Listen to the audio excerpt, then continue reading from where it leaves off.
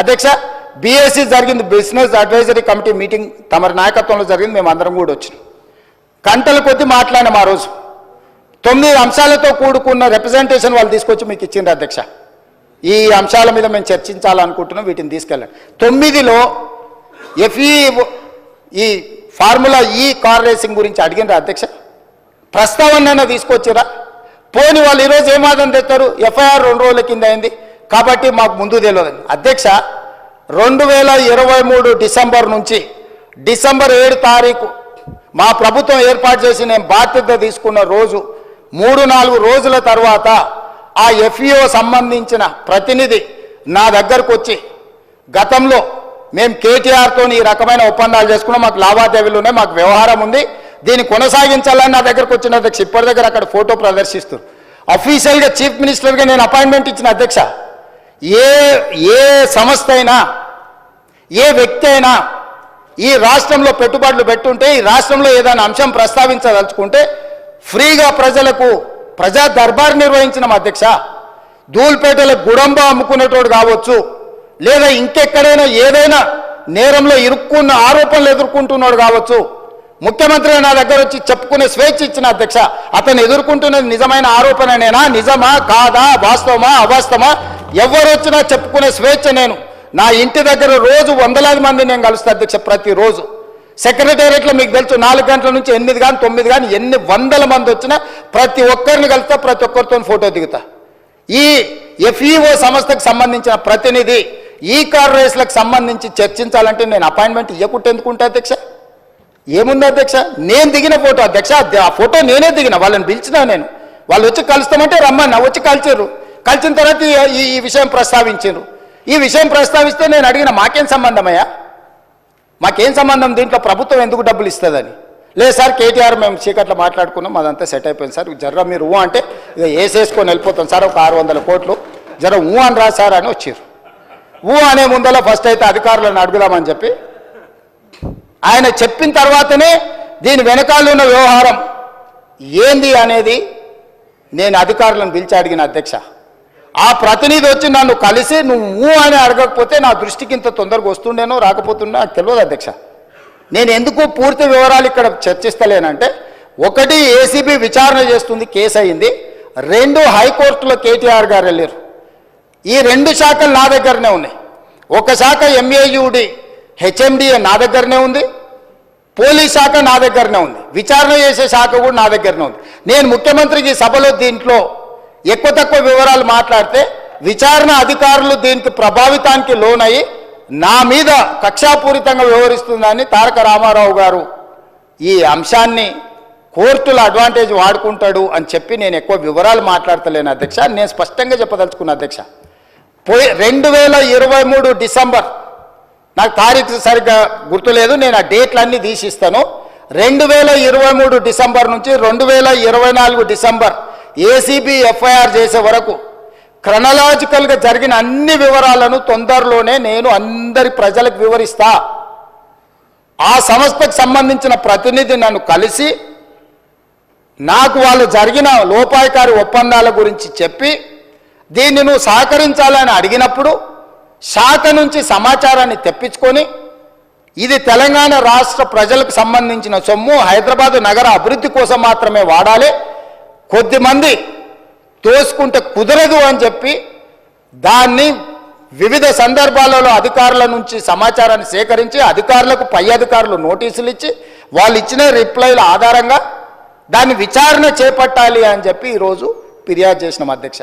సంవత్సరం నుంచి నానుతున్న సబ్జెక్టు, సంవత్సరం నుంచి పత్రికలలో రాస్తున్న సబ్జెక్టు, సంవత్సరం నుంచి టీవీలలో పేపర్లలో చర్చ జరుగుతున్న సబ్జెక్టు. 4 సమావేశాలు జరిగినాయి అధ్యక్ష. మన ప్రభుత్వం వచ్చినాక తమరి నేతృత్వంలోనే, తమరు స్పీకర్ అయిన తర్వాత ఈ శాసనసభ సమావేశం ఒక్కసారి కాదు 4 సార్లు జరిగింది అధ్యక్ష. ఇది 4వ సమావేశం. 4 సమావేశాలలో ఏ రోజైనా ఫార్ములా ఈ రేస్ గురించి బీఆర్ఎస్ ఎప్పుడైనా మాట్లాడిందా అధ్యక్ష? ప్రపంచంలో ఉండే చంద్రమండలంలో ఉండే ధూళి దుమ్ము గురించి అనకాపల్లి నుంచి అమలాపురం నుంచి అమెరికా వరకు కేటీఆర్ గారు అన్ని విషయాలు మాట్లాడిండు. ట్విట్టర్ పిట్ట రోజు విషయాలను ప్రస్తావించిన ఏ రోజన్నా ఈ ట్విట్టర్ పిట్ట ఈ ఫార్ములా ఈ రేస్ గురించి ఎప్పుడైనా మాట్లాడిండు అధ్యక్ష? ఇవాళ నిన్న సాయంత్రం నుంచి ఎట్టి పరిస్థితుల్లో చర్చ జరగాల్సిందే, ఈ సభను నడవనీయం. ఏంటి అధ్యక్ష దురహంకారం? 2023 డిసెంబర్లో ఓడించి అధికారంలోకి వెళ్ళి దించారు. ఇంకా వాళ్ళ అహంభావం తగ్గలేదని 2024 పార్లమెంట్ ఎన్నికల్లో డిపాజిట్లు పుంజుకున్నారు అధ్యక్ష. అయినా ఇంకా వీళ్ళు అధికారం పోయినా మారలేదు, డిపాజిట్లు పోయినా మారలేదు. ఈరోజు మెదడు కూడా పోయినట్టుంది అధ్యక్ష వాళ్ళు చేస్తున్న అల్లరి చిల్లర పనులు చూస్తుంటే.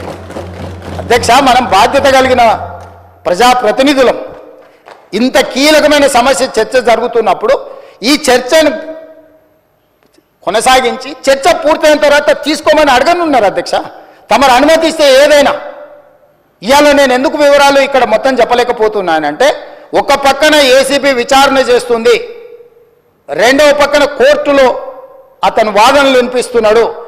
నేను ఏ సమాచారం అవసరానికి మించి వాస్తవాలను ఏది మాట్లాడినా ముఖ్యమంత్రిగా ఈ శాఖ 2 శాఖలు నా పరిధిలోనే ఉన్నాయి కాబట్టి నేను ఏదైనా ఆ శాఖల మీద ప్రభావితం, ఆ శాఖలను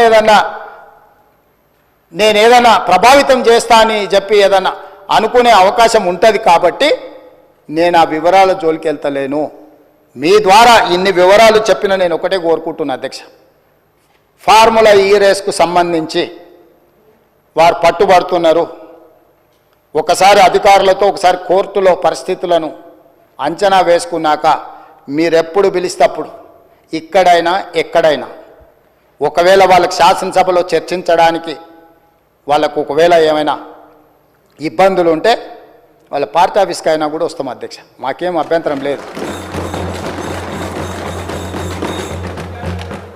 100 కోట్లు ప్రభుత్వం సొమ్ము కొల్లగొట్టి ఇతర దేశాలకు తరలించి మేము పట్టుకున్నాక ఇక్కడ నుంచి అక్కడికి పోయింది తెలిసిందే కదా అంటాడు అధ్యక్ష. మీ ఖాతాలో ఉన్న పైసలు సైబర్ క్రైమ్ వాడు వేరే ఖాతాలకు మార్చుకొని వాడు ఎన్నో కొండ మీద కూర్చొని ప్రసాద్ గారి ఖాతాలో ఉన్న సొమ్మంతా నా దగ్గరకు వచ్చింది, నన్నేందుకు పట్టుకునేది అంటే మన అర్థం ఉందా అధ్యక్ష? హెచ్ఎండిఏ ఖాతాలో ఉండాల్సిన కోట్ల రూపాయలు లండన్లో ఏదో కంపెనీకి మార్చి ఆ లండన్ కంపెనీ వెనకాల నీకేం లాలుచుందో చెప్పకుండా ముందు ట్రైపార్టీ అగ్రిమెంట్ ఉన్నదాన్ని బైపార్టీ అగ్రిమెంట్ చేసి బైపార్టీ అగ్రిమెంట్ల ఎన్నికల నిబంధనలు ఉల్లంఘించి రాష్ట్ర ప్రభుత్వ విధి విధానాలను ఉల్లంఘించి అన్ని రకాలుగా కోట్ల రూపాయలు అధ్యక్ష 55 కోట్లు అంటుండు అధ్యక్ష. వీళ్ళు చేసుకున్నది 600 కోట్లు ఎన్నికే, 55 కోట్లు ఇవ్వగానే నేను పట్టుకున్నా అధ్యక్ష. 55 కోట్లు ఇవ్వగానే నేను పట్టుకున్నా కాబట్టి 500 కోట్లు మిగిలిపోయినాయి అధ్యక్ష. లేకపోతే నేను జర్ర ఆయన వచ్చిండు కదా చెప్పిన కదా అధ్యక్ష, జర్ర అని అయిపోతుందని. నేను జర్ర అంటే 600 పోతుండే అధ్యక్ష. 55 కోట్లు చిన్న అమౌంట్ అధ్యక్ష ప్రజలది. ఇవాళ హాస్పిటల్లో 50,000 లక్ష రూపాయలు హాస్పిటల్ ఖర్చులకు లేకుండా ప్రాణాలు పోతున్నాయి అధ్యక్ష. ప్రభుత్వ సొమ్ముకు జవాబుదారీతనంగా ఉండాల్సిన ప్రజాప్రతినిధులు 55 కోట్లు పోతే ఏమైంది? ఇవాళ ఈ రేసులు అంటాడు, ఫార్ములా రేసులు అంటాడు, ఎల్లుండి రేసు గుర్రాలతో కూడా ప్రతిష్ట వస్తుందంట, ఆ తర్వాత జువ్వా కూడా ఇది అంటాడు, ఆ తర్వాత గుట్కా కూడా అంటాడు, ఆ తర్వాత డ్రగ్స్ కూడా అంటాడు. ఇవన్నీ కూడా ఏదో రకంగా పాపులారిటీ తెచ్చేటివే కదా అధ్యక్ష. ఫామ్ హౌస్లో డ్రగ్స్ దొరుకుతాయా, మేము పడకపోతే దావత్ చేసుకోవద్దా అంటాడు. ఏంది అధ్యక్ష ఈ దబాయింపు? ఏంది పండుగ పూట దీపావళి పండుగ పూట మనం చేసుకుంటే చిచ్చుపుట్లు కాల్చుకుంటాం అధ్యక్ష, సారాబుట్లు పెట్టుకుంటాం అధ్యక్ష. డైరెక్ట్ డ్రగ్స్ కొకేన్ కన్జ్యూమ్ చేసిన వ్యక్తి ఆ ఇంట్లో పట్టుబడితే బయటకు వచ్చి దబాయిస్తాడు. అవును, మా బామార్ది గృహప్రవేశం చేసుకుంటే కనీసం కొకేన్ అన్న తీసుకోమా మేము? ఏ సంస్కృతిలో ఏ సాంప్రదాయంలో ఉందో అధ్యక్ష? మీరు చూడండి వారు ఏం మాట్లాడుతున్నారో. సరే వీళ్ళు ఇట్లా మాట్లాడి ఇప్పుడు నిన్న మీరే చూసారు కదా అధ్యక్ష, పెద్దల శ్రీనివాసరెడ్డి గారు కూడా చెప్పారు, ఔటర్ రింగ్ రోడ్ విషయంలో నువ్వు క్యాన్సిల్ చేసేయి. ఈయన కాదు వెనకాల నుంచి మైక్లో లేడు, ఆయన కూడా అన్నాడు క్యాన్సిల్ చేయాలంటే ఎట్లా చేయాలి అధ్యక్ష? విచారణ చేయకుంటే యూనిలాటరల్ క్యాన్సిలేషన్, 1 సైడ్ క్యాన్సిలేషన్ జరుగుద్దా అధ్యక్ష? ఏదైనా ఒక ఒప్పందము నగదు బదిలీ అయిన తర్వాత ఆ నగదు బదిలీ చేసి ప్రభుత్వం చేసుకున్న ఒప్పందము ఏదైనా రద్దు చేయాలంటే విచారణ జరగాలి, విచారణలో తప్పు జరిగిందని నిరూపించాలి. తప్పు జరిగిందని నిరూపించిన తర్వాతనే చట్ట ప్రకారము రద్దు చేయడానికి అవకాశం ఉంటుంది. అడిగింది వాళ్ళే, డిమాండ్ చేసింది వాళ్ళే. నేను లేచి నించొని ప్రకటించిన తర్వాత మళ్ళీ హరీష్ రావు గారు అభినందించండు, మేము స్వాగతిస్తున్నాం మీ విచారణని. ఇవ్వాలంటే నా మీద కక్షతోని విచారణకు ఆదేశించిండని. అంటే ఔటర్ రింగ్ రోడ్ అమ్ముకున్నా ఏమనొద్దు, హెచ్ఎండిఏలో 100 కోట్లు విదేశాలకు తరలించి ఆ విదేశాలలో మీరు ఎట్టెట్లా వంచుకుంటారో ఎవరెవరు ఈ నుంచి నువ్వు ఎఫ్ఈఓ ఖాతాలకు పోయిందో చూపిస్తున్నావు. ఎఫ్ఈఓ ఖాతాల నుంచి లండన్లో ఎవరి ఖాతాలకు పోయినా మళ్ళీ అవతల ఎవరు తేల్చాలి అధ్యక్ష? విచారణ చేయకుండా తేలుతుందా అధ్యక్ష? ప్లస్ నోట్లు పంపలే అధ్యక్ష, పౌండ్స్ కొనాలి ప్రభుత్వం అంటే ఆర్బీఐ అనుమతి తీసుకోవాలి అధ్యక్ష. ఫారిన్ కరెన్సీ పర్చేజ్ చేయాలంటే ఏ ట్రాన్సాక్షన్ చేయాలన్నా రిజర్వ్ బ్యాంక్ గైడ్ లైన్స్ ఉన్నాయి అధ్యక్ష. ఎట్లా పడితే అట్లా నా దగ్గర నోట్లు ఉన్నాయి, నోట్లు ఇచ్చి డాలర్లు కొంటా, డాలర్లు ఇచ్చి పౌండ్స్ కొంటా, లేకపోతే రూపీలు కొంటా అని లేదు అధ్యక్ష. భారతదేశము రాజ్యాంగం పరిధిలో రిజర్వ్ బ్యాంకు కొన్ని నిబంధనలు అధ్యక్ష. పౌండ్స్ కొనాలంటే రిజర్వ్ బ్యాంక్ అనుమతి ఇవ్వాలి అధ్యక్ష. హెచ్ఎండిఏ ఖాతాలో ఉండాల్సిన పైసల్ని సీదా బ్యాంకు పోయి పౌండ్స్ కింద మార్చి పక్క దేశాలకు పంపించినందుకు ఇన్కమ్ ట్యాక్స్ నీ మీద ఫైన్ వేస్తే దానికి ఒక 8.5 కోట్లు కట్టి ఇవాళ మొత్తము 600 కోట్లకు మీరు లూటీ చేయాలని పథకం వేసుకొని 55 కోట్లు కొట్టేసినాక పట్టుబడి దాని మీద ఈరోజు విచారణకు సంవత్సరం నుంచి చర్చ జరుగుతుంటే దాని మీద విచారణ ఈరోజు ఏదో కొత్తగా వచ్చినట్టు ధరణి మీద చర్చ వద్దు, దాని మీద చర్చ చేయండి అంటున్నారు అధ్యక్ష. ఏం అధ్యక్ష? రేపు ఎల్లుండి అవతలెల్లుండి ఎట్లా కోర్టులో విచారణ జరుగుతుంది, ఏసీబీలో విచారణ జరుగుతుంది, మళ్ళీ హౌస్ వస్తూనే ఉంది. 4 సమావేశాలు వాళ్ళు అడగలేదు. ఇవాళ ధరణి వచ్చినప్పుడే ఈ ధరణికి సంబంధించిన లోపాలను, ఘోరాలను, నేరాలను ఈరోజు ఈ ప్రభుత్వం బయట పెడుతుందని భూభారతి చట్టం ఎట్టి పరిస్థితులు ఆమోదింపజేయనీయకూడదు. భూభారతి చట్టం ఆమోదించి ఫోరెన్సిక్ ఆడిట్ ఏదైతే మా ఉప ముఖ్యమంత్రి గారు, మా రెవెన్యూ శాఖ మంత్రి గారు డెఫినెట్గా ఈ మొత్తం ట్రాన్సాక్షన్స్ మీద ఫోరెన్సిక్ ఆడిట్ చేపట్టి ప్రభుత్వ భూములు అన్యాక్రాంతం ఎట్లయిపోయినాయి, ప్రైవేట్లో జరిగిన గోల్మాల్ ఏంటో నిగ్గు తెలుస్తామని ఒక నిర్ణయానికి వచ్చి ఆ విషయాన్ని పసిగట్టి ఈరోజు సభ నడవకుండా సభలో ఆ చెత్త అంతా ఇది పరిస్థితి అధ్యక్ష. నేను ఎప్పుడైనా చర్చలకు వెనకకు పోతాను అధ్యక్ష. మీకు నేను చాలా సంవత్సరాల నుంచి తమరు నన్ను చూస్తూనే ఉన్నారు కదా, రాజకీయాలకు లేనప్పటి నుంచి కూడా చర్చలు ఏమైనా వెనకకు పోయేటోనా అధ్యక్ష? మీకు తెలియదా? ఏదైనా విషయంలో వెనకడికి వేసేది ఎప్పుడైనా జరిగిందా అధ్యక్ష? అంటే ఈరోజు మీరు తప్పించుకోవడానికి, మీరు చేసిన నేరాలను కప్పిపుచ్చుకోవడానికి ఈ రకంగా సభను అవమానించి తమరిని కించపరిచే విధంగా మాట్లాడి సభా గౌరవాన్ని, ఆ కుర్చీ మర్యాదను మంటగలిపి చర్చనే జరగొద్దు, బిల్లే పాస్ కావద్దు, ఈ భూములు, ప్రజలు, రైతులు బాగుపడొద్దు అని ఒక కుట్రపూరితమైన, నేరాపూరితమైన ఆలోచనతోటి ఈరోజు వాళ్ళందరూ అట్లా ఆటవికంగా వ్యవహరించడాన్ని మమ్మల్ని వదిలేయండి అధ్యక్ష. మేము పాలకపక్షం, వాళ్ళు ప్రతిపక్షం ఉండొచ్చు. కమ్యూనిస్టు సోదరులు ఎప్పుడు కూడా మీరు గతంలో కూడా చూడండి, ఎప్పుడు కూడా చాడా వెంకటరెడ్డి గారు ఉండొచ్చు, లేకపోతే నోముల నరసింహయ్య గారు ఉండొచ్చు, లేకపోతే అంతకంటే ముందు వెనక్కి వెళ్ళిన వాళ్ళు ఎప్పుడు కూడా ప్రభుత్వం ప్రతిపక్షానికి పాలకపక్షానికి చర్చలలో ఒక డెడ్ లాక్ వస్తే, అంటే ఒక ఏమంటారు ఎక్కడిదక్కడ ఆగిపోతే వాటిని సమన్వయం చేసి చర్చలకు ముందుకు తీసుకెళ్లే అధ్యక్ష.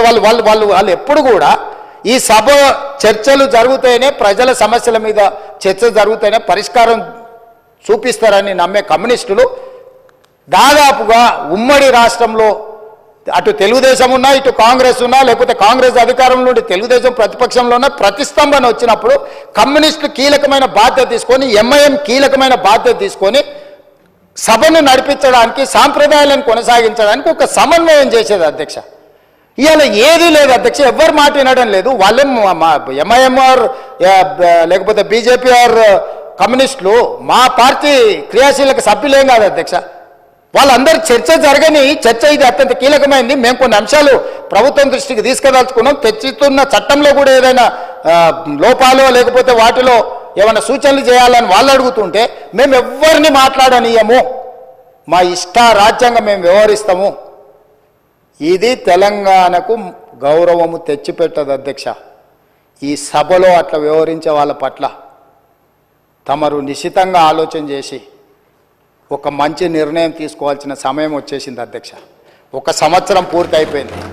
ఇంకా మనం చిల్లర మల్లర వేషాలు వేసుకుంటా 10 సంవత్సరాలలో 100 సంవత్సరాలకు కావలసినంత దోసుకొని విధ్వంసం చేసి చర్చనే జరగొద్దు, చట్టమే మారొద్దు, చట్టం మా ఇష్ట ప్రకారమే నడవాలి, మీ ఇష్ట ప్రకారం వద్దు అని 23 డిసెంబర్లో అధికారం కోల్పోయారు, 24 మే జూన్లో డిపాజిట్లు కోల్పోయారు, 24 డిసెంబర్లో మీరు మెదడు కూడా కోల్పోయినట్టుగా అనిపిస్తుంది అధ్యక్ష నాకు. కాబట్టి ఇట్లాంటి వ్యవహారాలను తమరు కొంచెం గట్టిగా అక్కడ అప్పుడప్పుడు మీరు కూడా కొంచెం కొరడా జల్పించాల్సిన పరిస్థితులు వచ్చినట్టు నాకు అనిపిస్తుంది అధ్యక్ష.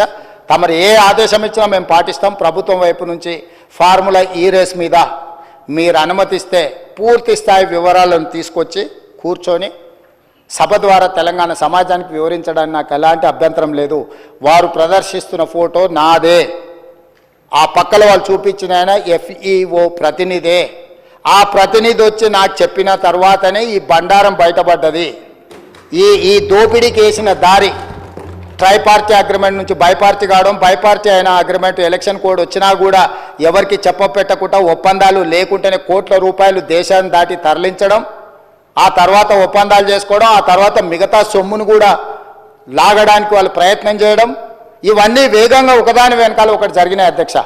ఎవరికి ఎలాంటి అనుమానం లేదు. FEO ప్రతినిధులు నన్ను కలిసిండ్రు, నన్ను కలిసి వాళ్ళ భాగవతం చెప్పినాకనే నేను దాన్ని కనిపెట్టి అధికారుల నుంచి సమాచారం సేకరించి విచారణకు ఆదేశించిన, విచారణలో ఏ విధంగా ముందుకు వెళ్ళాలనో కూడా మేము అందరితో చర్చించి న్యాయ నిపుణులతో చర్చించి ఒక నిర్ణయం తీసుకున్నాం. ఆ నిర్ణయం మేరకే గవర్నర్ గారికి లేఖ రాసినాం. గవర్నర్ గారు కూడా న్యాయ నిపుణులను సంప్రదించిన తర్వాతే విచారణకు అనుమతి ఇచ్చిండ్రు. ఈ ప్రాసెస్ మొత్తము ఇన్ని సంస్థలు ఇన్ని వ్యవస్థలు ప్రాసెస్ చేసిన దాన్ని ఇప్పటికిప్పుడు అన్ని బిజినెస్లను సభలో సస్పెండ్ చేసి చర్చకు తీసుకోవాలని వాళ్ళు మొండి పట్టు పట్టడం, మంకు పట్టు పట్టడం నేను అర్థం చేసుకుంటా హరీష్ రావు గారిని. ఎందుకంటే హరీష్ రావు గారు ఇక్కడ అల్లరి చేసి చొక్కాలు తెచ్చుకోకపోతే ఇంటికి పోతే కొరడా దెబ్బలు ఉంటాయి అధ్యక్ష, కోదండ ఉంటుంది అధ్యక్ష. నాకు తెలుసు ఏం చేస్తున్నావు నువ్వు అని ఆయన అడుగుతాడు. ఆయన ఇట్లాంటివి జరిగినప్పుడు కొడుకు విషయంలో ఏది చేసినా కూడా కాపాడాలన్న ఆలోచనతో హరీష్ రావు గారిని కొరడాతో కొడతాడు అధ్యక్ష. కొన్నిసార్లు ప్రజల కోసం కొన్ని కొరడా దెబ్బలు తినాల్సి వస్తుంది.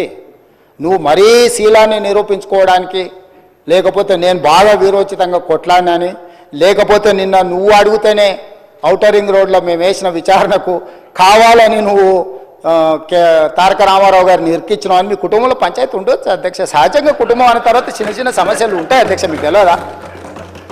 ఇప్పుడు నువ్వు ఉద్దేశం ఏముందో నాకు తెలియదు.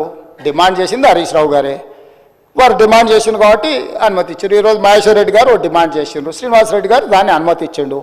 సీనియర్ సభ్యులు అడిగినప్పుడు వాళ్ళు అడిగిన దాంట్లో సహేతుకత ఉండి కొంత బలం ఉంటే వాళ్ళ వాదనలో కానీ విషయంలో కానీ ప్రభుత్వానికి ఏముంది అధ్యక్ష? నిన్న హరీష్ రావు గారు అడిగిన ఔటర్ రింగ్ రోడ్డు విచారణ అయినా, నేడు బీజేపీ పక్ష నాయకుడు ఏలేటి మహేశ్వర్ రెడ్డి గారు చేసిన డిమాండ్ అయినా సహేతుకమైందని ప్రభుత్వం భావించింది కాబట్టి విచారణలకు ఆదేశించింది.